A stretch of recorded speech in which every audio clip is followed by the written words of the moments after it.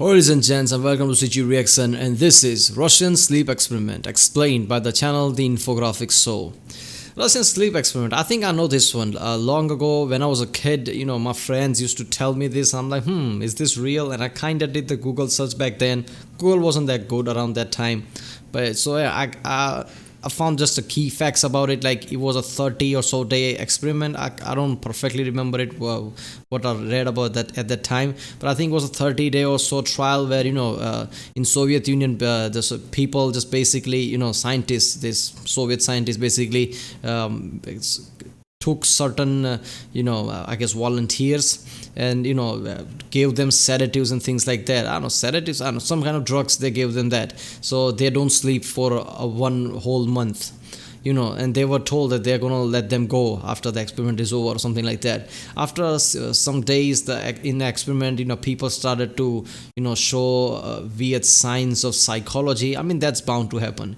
You're not supposed to stay awake for that long, so after a week or something, your mind will start to go crazy. You sleep for your mind. Right, your mind needs a rest. If you don't rest like that, your mind will start to go crazy. So psychological issues will start to come out. So people started screaming, something like that. They just acted weird, like it's like a horror movie where they were just whispering in the corners and things like that. People were showing weird signs. So it's a really weird experiment that some say it happened, but most people say it probably didn't happen. It's just a story.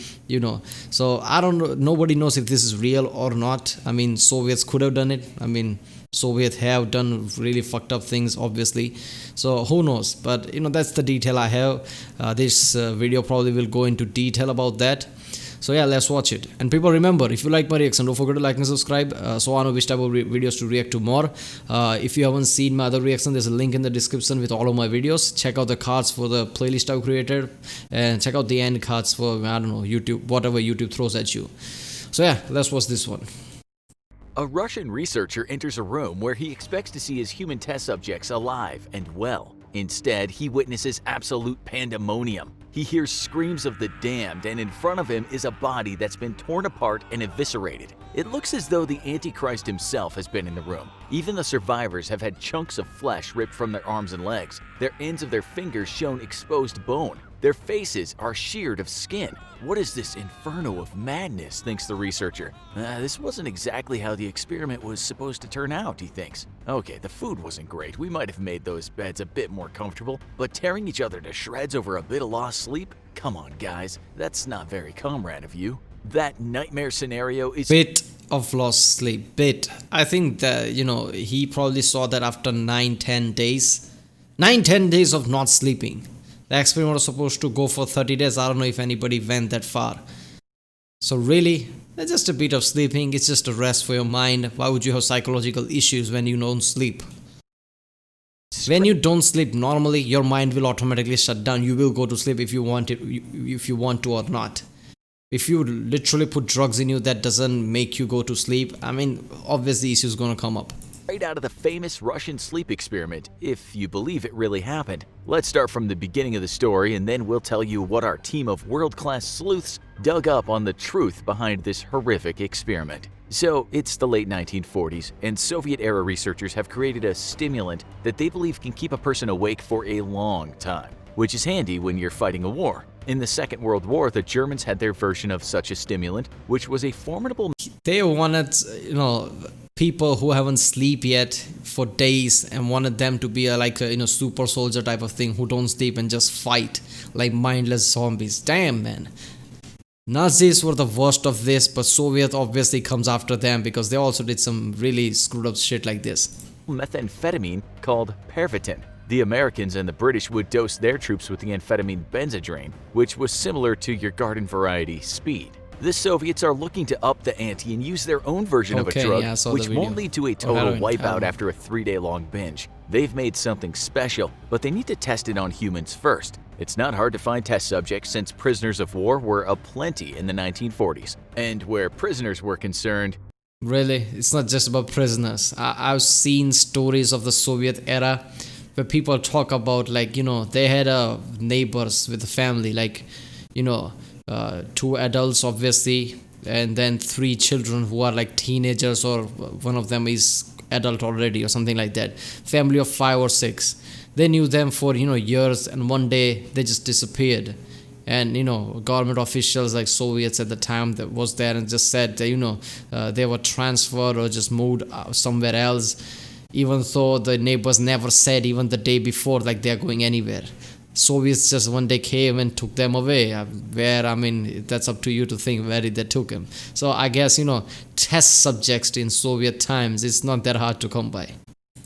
Bypassing ethical considerations wasn't such a big deal. They set up a test area where 5 subjects will stay. It's a sealed environment into which the researchers can release the stimulant in gas form and check if the levels of oxygen are okay. The subjects have been given dried food, each a bed with no bedding, running water, and a toilet. The researchers listen to the subjects through a microphone, and there are cameras through which they can monitor the subjects. The only portholes to the outside are 5-inch thick glass windows, which are barely good enough to see a shadow from. The scene is set, and the 5 men seem in good spirits for the first 3 days. The gas is doing its job, and the researchers are pleased about that. One researcher tells another, "Nazi meth, what a joke. Just wait until the world sees what we've cooked up. Comrade Stalin will be most pleased." The subjects have agreed to try and stay awake for 30 days, and have been falsely informed that if they can make the 30 days, they'll get their freedom. Such a deal seems fair to them. Things turn slightly dark around the 4-day mark, when the subjects start discussing war and the horrors they've seen.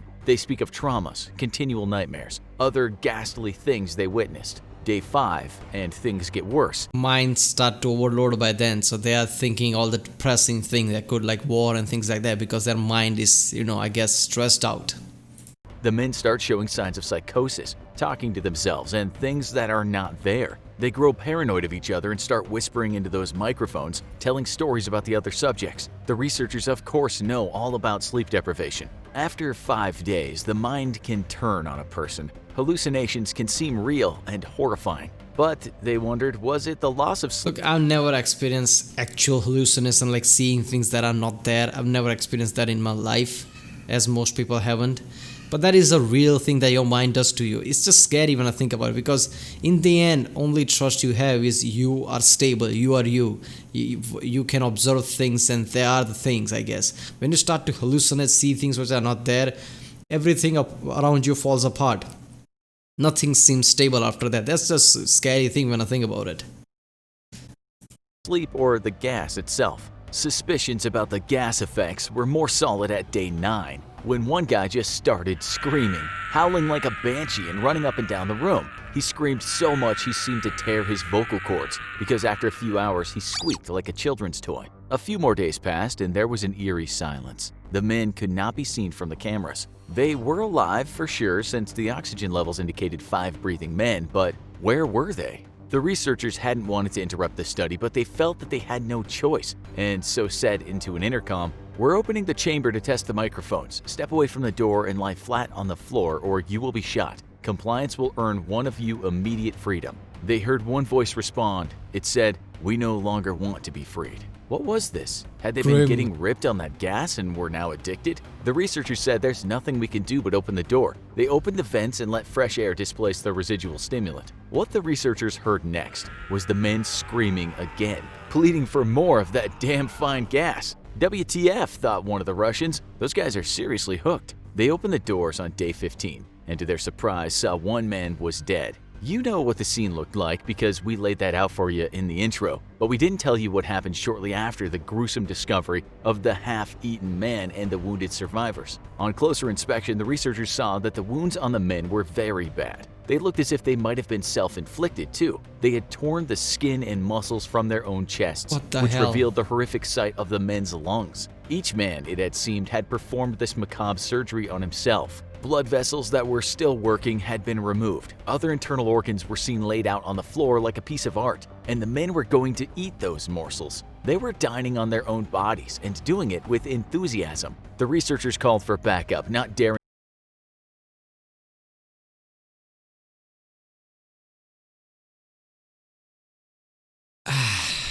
I think this is definitely not true.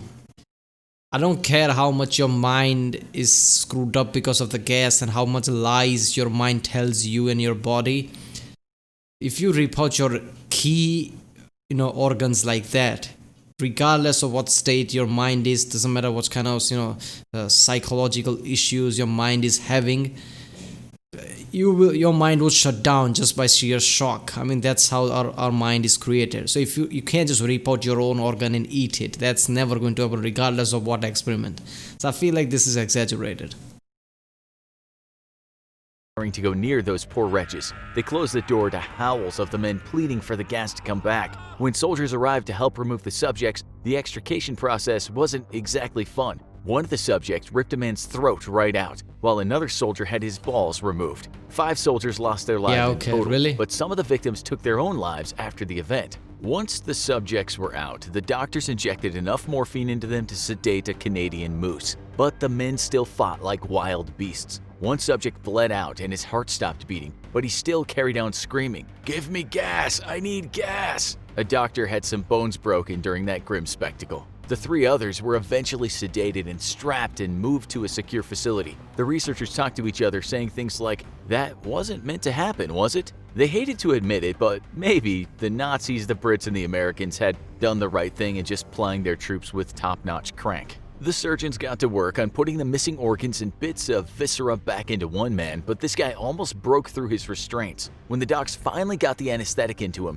the man's heart stopped and he died right on the spot. The autopsy showed he had broken 9 bones and his muscles were torn all over his body. When they tried to fix up the next man, they decided 2 deaths were enough and didn't use an anesthetic. They patched him up nice, sewing his ruptured organs and laying skin grafts on him. The head surgeon said this man should not be alive after what he's gone through, but he admired his own work. A nurse commented that during the surgery the beast had been smiling at her. She did wonder how male carnal instincts can remain functioning during the worst times. Maybe with death comes the need to create something new, she philosophized, but quickly shook herself out of her reverie. The man suddenly started making a wheezing sound as if he wanted to say something. The nurse, quick to catch on, handed him a pen and a pad below it. The man wrote, "Keep cutting." Wow, she thought, what a maniac. She was glad she'd not reciprocated his flirty smile. As for the other maniac, he laughed like a hyena during his bodily reconstruction. He said he wanted that gas, the good stuff, and when asked why, he said he just Yeah, what a maniac. We injected him with gas and kept him awake for 10 to 15 or whatever days by now. And what a maniac, he's thinking all these things. What a maniac, his mind, he just lost his damn mind. Really? Some of these things I don't believe clearly. I mean, he can't be alive. Your mind would shut down immediately. You would die by just sheer shock, regardless of what state your mind is in. So I think this experiment could have been true, but I think lots of details are exaggerated, like with most stories, I guess. Just needed it to stay awake. The surgeon mused, if these guys weren't so hell-bent on eating themselves, they'd make excellent night shift custodians. Cleaners, perhaps, or maybe security. But he knew all too well that they couldn't be trusted to wash their hands. Then, a former KGB agent had an excellent idea, something that had amazingly escaped everyone else's thoughts. Why not put these poor suckers back on that gas? He said it seems the problems all start when they all go into withdrawal. Hi, they're okay, if not a bit hyper and paranoid. We can work with that. Once back on the gas, they were fine and dandy, but then something strange happened. The EEG monitor showed crazy brain activity, but then it just died down. One man flatlined. Finally, he just died. His last boost of that junk had done him in, or at least it seemed so. The last guy ended up back in the study room with the other guy seemingly dead on the bed, but 3 researchers were in there too. Suddenly, one of the researchers shot the commander and then shot the subject. He then shouted out loud, "I won't be locked in here with these things, not with you. What are you? I must know."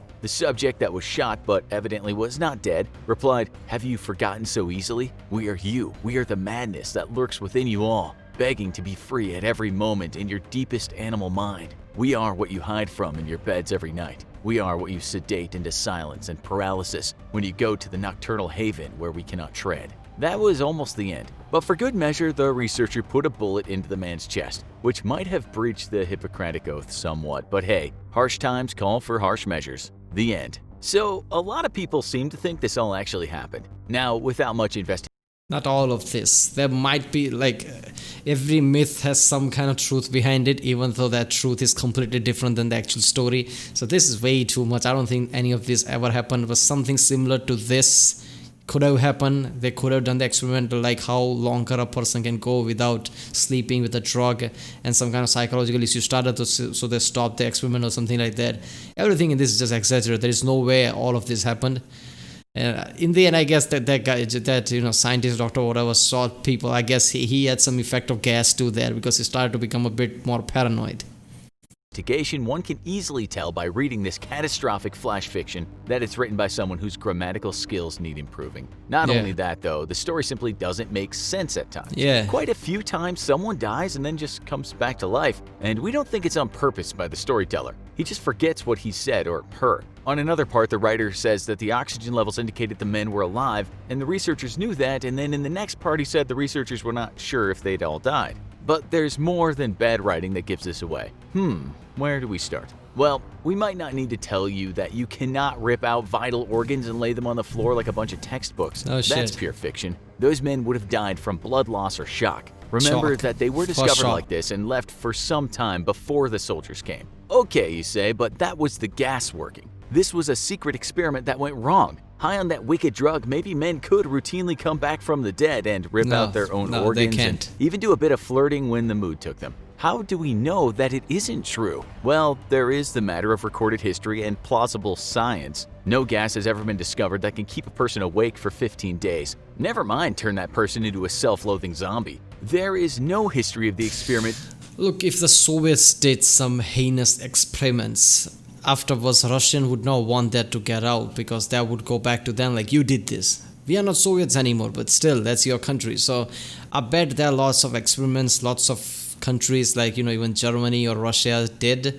Then even if they know that this thing happened, they're not going to put it out there. They're just going to put it under the rug. Like, there's no point of getting this out. It's not going to help anybody or something like that. So it's not that there is no evidence. I mean, when it comes to Soviets and when it comes to Nazis, evidence is not everything. They did lots of things that nobody knew about. So, that's not, but still, you cannot rip out your organ and eat it. That's just pure stupid. Anywhere but on a website that's known for its scary, fictional, I'll say it again, fictional tales. Yeah. It would be astounding if one author alone, writing badly from his or her bedroom, had access to more secret information than the CIA. Then it's definitely fake. There is not even truth to it. I didn't know this was on some kind of fictional website somebody wrote this. If this is just something that was out there, people told each other, and when the internet came, people wrote on the website like this is something happened, like some kind of myth, then I could understand every myth has some kind of truth. But somebody just first ever somebody heard about this was on some kind of fictional website. This is completely fake. And the British Secret Services. As we said in This could be good SCP, wouldn't it? Somebody should have made this SCP. story, and we embellished this part ourselves. Many soldiers on all sides of the war broke so bad that they could stay awake longer. The officers were handing out that stuff like candy, but not even the most dedicated ice fiend could stay awake for 15 days. And those badly buzzed soldiers would have likely only done 24 to possibly 36 hours awake. The Pentagon has even done studies on this, and even if men are forced to stay awake for more than 48 hours, they will become pretty slow and pretty much useless as soldiers. They'll make tons of mistakes, which is not... I have stayed awake for more than 48 hours in the past. Well, since I started to build muscle, I can't do that. I've come to realize that your body needs rest when you're big. So I can't do more than 48 hours now. But 10 or so years ago, it was an SSC and things like that, exams. And also, there was some incident where, not incidents, there was some times when I did that because I was playing Skyrim or something. I don't remember it. So, things like that. I have stayed awake more than 48 hours, but yeah, I can definitely say after 48 hours, I could see that I'm slow. My thinking was slow, I was slow, and I'm like, yeah, okay, that's enough, and I went to sleep afterwards. So yeah, long ago, I was one of those people who could stay awake longer than their body can tell you, but I eventually went to sleep because I was starting to feel that I'm slower.